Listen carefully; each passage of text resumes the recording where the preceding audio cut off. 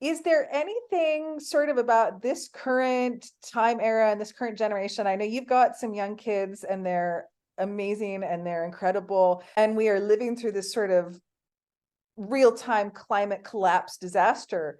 Is there anything about your kids being born in this generation that you're really thankful for, or that you think they really have an advantage that we didn't have?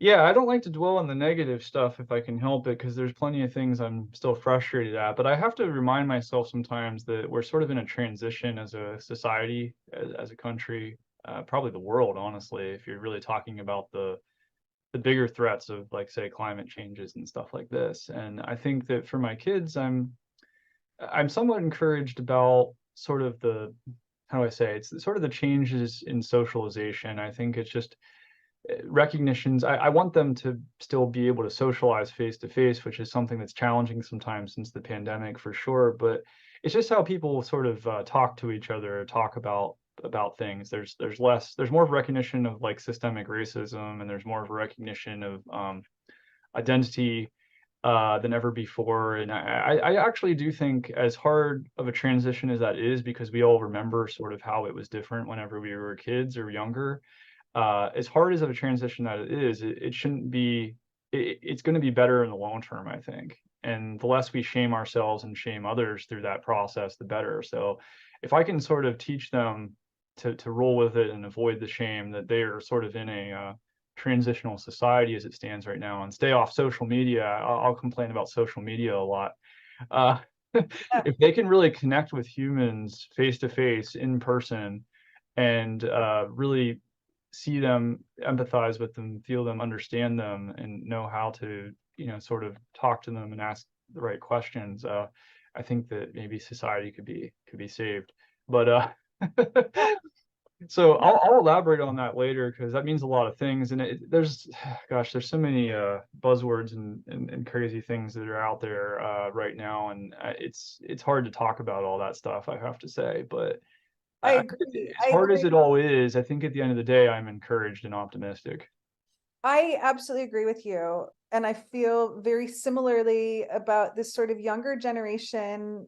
They're just being sort of more open-minded and more forgiving with one another. And they're just sort of letting one another have a little more truth and honesty in their expression of who they are. And I think our society is having growing pains with it, but I am really encouraged by it. I think it is probably very much having to do with how interconnected we all are on social media and the interwebs and all that sort of thing. But I think that's one area where it's sort of normalized that it's okay to not necessarily fit this traditional mold that you were given. And so I love that too for Yeah, and our, I think social media may be a double-edged sword, honestly. I probably hate on it a little bit too much, but yeah, I think it's probably allowed for some of the a broader exchange of information, and it's maybe connected certain people to other people that are more like them that they wouldn't have yeah, otherwise encountered.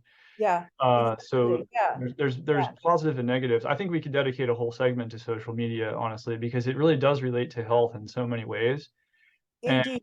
I need to challenge myself to not have a bias towards it all the time, because Yeah, I do have a bias towards it, of course, because yeah. there's negatives about it that I think have been really detrimental or harmful. I think it's But at this point, I think it's been around long enough that we all are very cognizant of the negatives, right? It's like, oh, absolutely, social media is damaging our mental emotional well-being of our youth. And the longer folks are on, these specific websites, the higher their rates of anxiety and depression and self-consciousness and blah, blah, blah. So we have all those studies. We all super know that. But I agree with you. I think there is a way to navigate and find the strength and the benefit in there without being too Pollyanna-ish about all of it, but also knowing that social media is not going away. yeah, that's And it. I mean, the yeah, embracing of technology is not an easy thing. I mean, we'll have yeah, to talk about AI sometime too, because yes, AI, artificial intelligence, is really going to affect medicine for the future, and it's going to I know. affect us in some way. And Yeah, there are ways that it might be good for us, and there are ways that it might be not so good for us. indeed. So Indeed. yeah, technology is something that we can't really just get away from. I mean, we could try to go buy 200 acres of land and live off the land and be off the grid and have a commune, but it's not. The truth is, I only want to milk goats for like a week and then I'm over it, right? I'm just done, right? I'm like, okay, I'm ready to have my my city water system back, please. And my Yeah, no, totally. I yeah, know it's I know. not realistic for everybody. Yeah, It's important to hold on to those roots and to connect with nature yeah, for yeah, us. But that doesn't mean that that's going to be the solution to yeah, to yeah. our concerns and fears around technology. So Yeah, indeed. That's so interesting. I'm excited to talk more about AI with you. I want to dig in on that. I have a lot of thoughts and apprehensions and all the so that'll be a really exciting subject for us to cover. yeah, see, we already made a whole bunch of different podcast topics just in this one interview. So just you guys wait. It's gonna be fun.